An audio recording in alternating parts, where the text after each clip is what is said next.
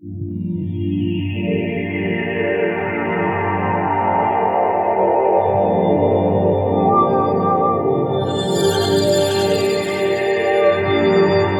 would like to call upon Professor Ioannides to take the podium.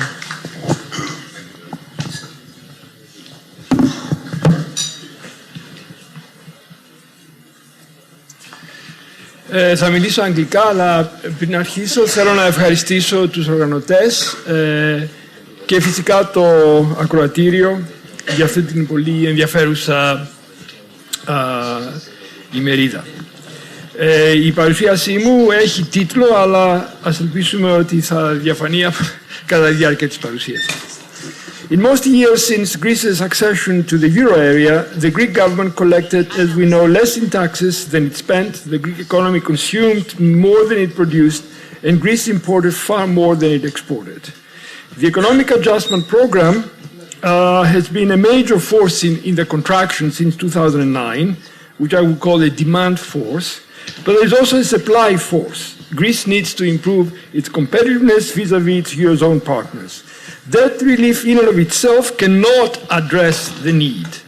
To improve competitiveness, Greece needs to improve its institutions as well.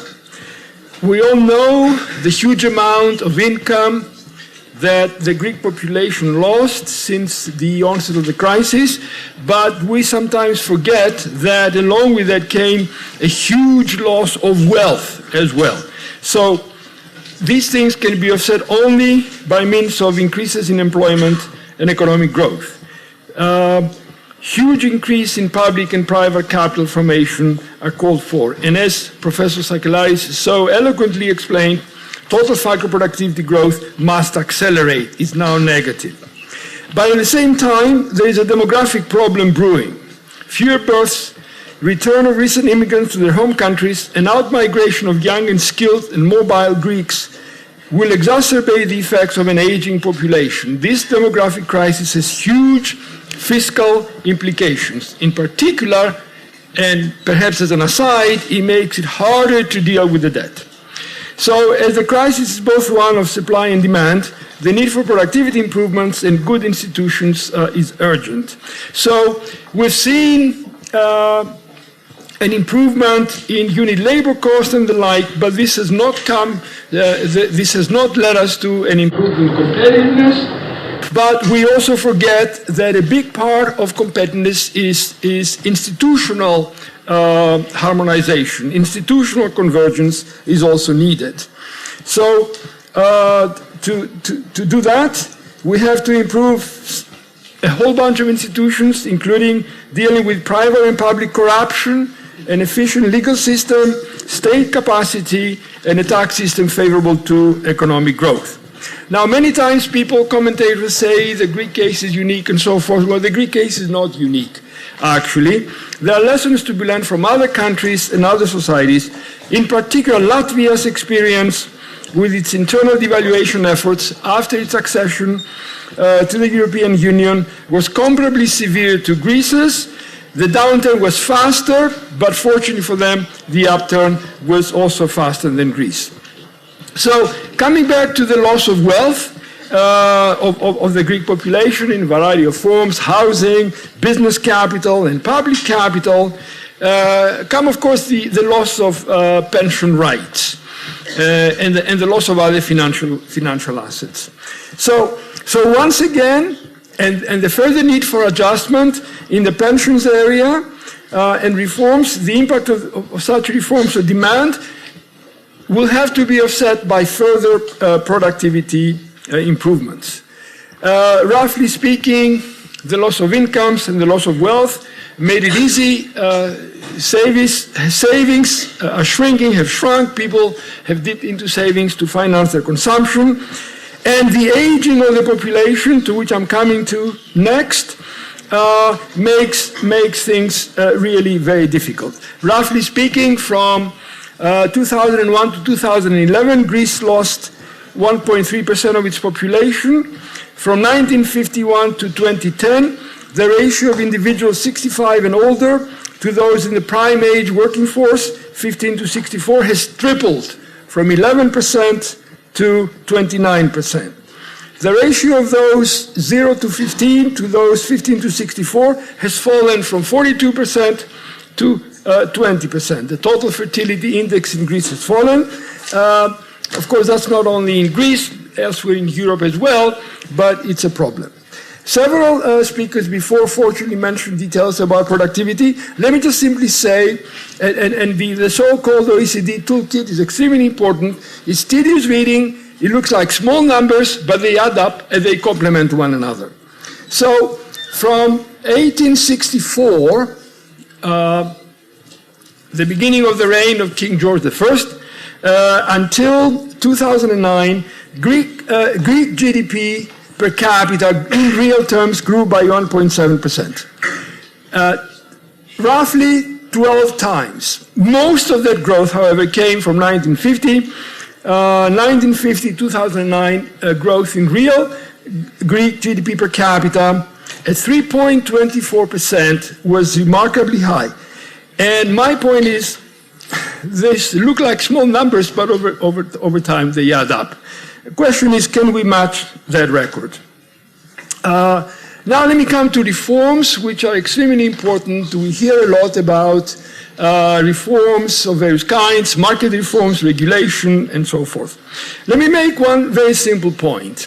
Product market reforms, which have not been emphasized, I think, and it was wrong not to do that, have two very important effects. One is by breaking up monopolistic behavior, makes the economy produce more out of a given number of resources.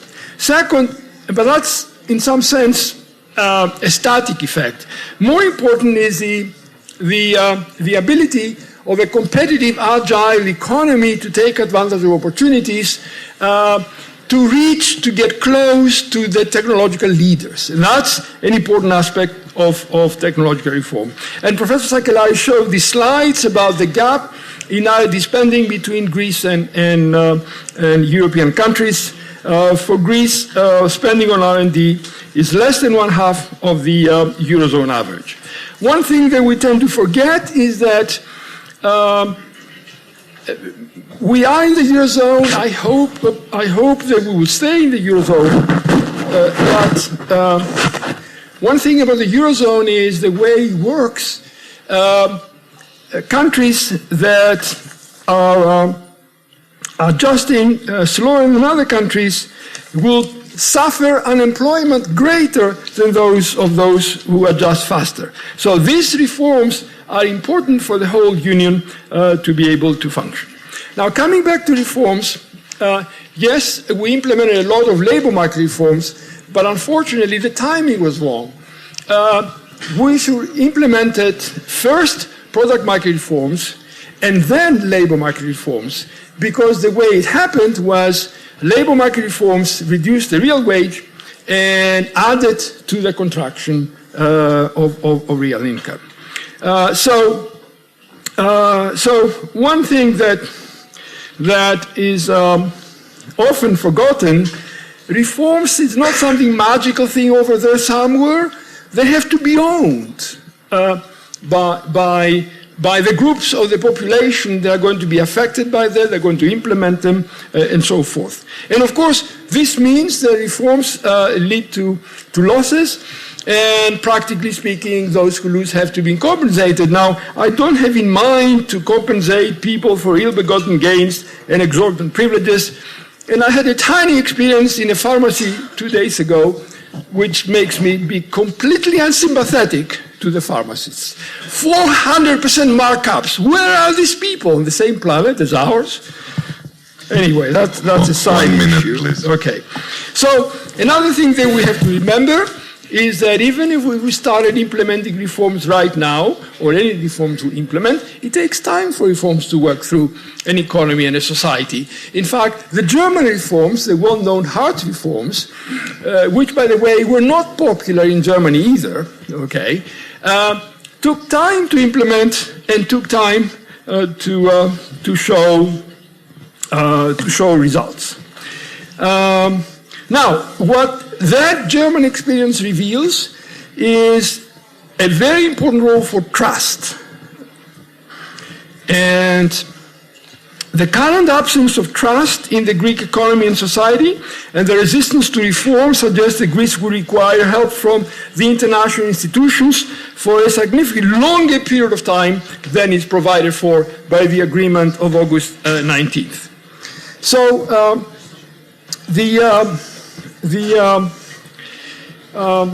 we know one other thing, I think, that the economy, we know from previous experiences of restructuring, the economy is not going to go back to what we used to know, the Greece we used to know. The Greek economy will be very different when the crisis ends. Productivity improvements and hopefully greater internationalization of the economy will make the economy look very different. And finally, a very successful educational system is typically behind all economic successes. I won't talk again about the value of investment in R&D, but the role of a skilled labor force and, of course, a business model that moves the economy towards a mass international market is essential. And that doesn't mean that it has to be sort of the most competitive, high-tech, cutting-edge areas. Small example, 2 weeks ago I was giving a lecture in the University of North Dakota, over there. North Dakota is in the middle of North America. My hosts apologized because their supermarket had run out of Fage yogurt. So, and that's a low-tech product. And in fact, Fage is not even, in the US, it's produced in the US, it's not important.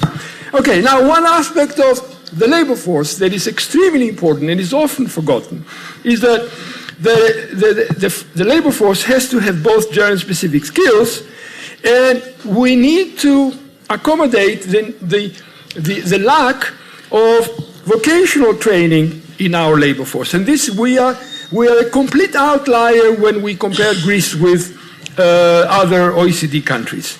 Last comment, please. Last comment, okay. The last comment simply has to do with, again, the Greek educational system, again, on the basis of international comparisons. We forget that because it's obscure, but Greece is an outlier in teaching methods. Students rarely work in groups. Teachers mainly lecture while students mainly take notes from the board. The gap between vertical and horizontal teaching is higher than any other European country, and generalized trust is lower. This has serious consequences, and it says things about parents. Examining the consequences of values inculcated at home shows that a distrust index is negatively correlated with the importance parents assign to children being taught tolerance and respect. Okay, so what? Well, some of the cutting-edge research in human capital development by Professor James Heckman of Chicago suggests that it's not only cognitive skills that matter for success in the economy, but also non-cognitive skills. And of course, trust is one of those things. And we don't want to reconfigure Greeks to be, out of some model character somewhere, but we ought to think about teaching the skills that are important. And of course, we ought to think about teaching those teachers who will teach those skills. Now, there's great talent in Greece. There are skilled people who have reconfigured curricula, and of course there are very skilled people in cutting-edge technologies. And there is a panel tomorrow with some of those very successful people. So we need targeted, smart reforms, and moreover, we have to have control over these reforms. And it's the only thing we have control over. Thank you. There's nothing else that we control except to be able to reform ourselves. And it's a shame, it's a tragedy if we cannot do it while we are under generous and serious assistance. Thank you, Debt Professor. relief will not solve this problem. And finally, Professor Sakellaris, let me just say, we need all these things, but we also need political forces to bury their hatchets, να θάψουν τα χατζάρια, and agree on a minimum program to help they get the country out of this harrowing crisis. As a Greek living abroad, I see one thing that has saddened me more than anything else, and that is disrespect for knowledge by the current government. Thank you. Thank you very much, Professor.